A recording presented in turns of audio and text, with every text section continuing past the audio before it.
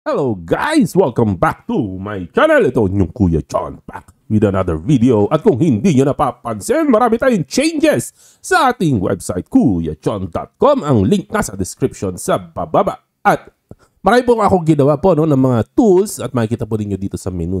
At ito po yung ginawa po natin para sa mga kababayan natin, dividend investor. At didiscuss ko po sa inyo, ito po tinatawag na dividend schedule. I-click nyo lang po ito kung sakali napadpad kayo sa ibang pages para mabalik kayo dito sa free dividend schedule tool. At napakasimple lang naman po nito. Sino ang nagbigay ng dividends? Payment date po ang pinag-uusapan, hindi ex-date payment date dahil tayo ay mukhang pera. Gusto natin malaman kailan tayo mababayaran, kailan natin makukuha ang kwarta. At makikita po natin dito yung past 3 years na history, 2023, 2024, 2025. Sino ang nagbigay sa iba't ibang buwan? At makita po ninyo talaga dito kung bakit po importante ito guys. Kasi may mga kababayan po tayo, hindi natin mapigil. Importante po sa kanila, planuhin po nila kung kailan sila sasahod. Kasi may mga kababayan tayo gusto buwan-buwan sumasahod. So dito po makakapili po tayo. Halimbawa, from January, sino ba dito ang consistent na nagbibigay pag January? So titignan po ninyo ito pong row ng January.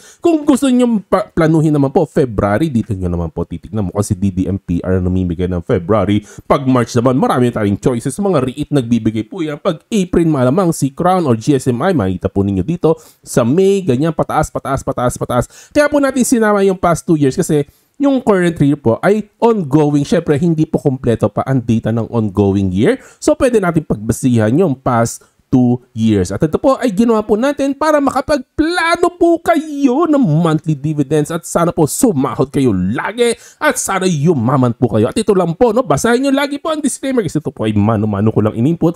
Maaring may delay, maaring may error, so pasensya na po kayo. Pero sana po makatulong po sa inyong lahat. At hanggang dito lang po ang ating video. God bless po sa inyong lahat. Bye-bye!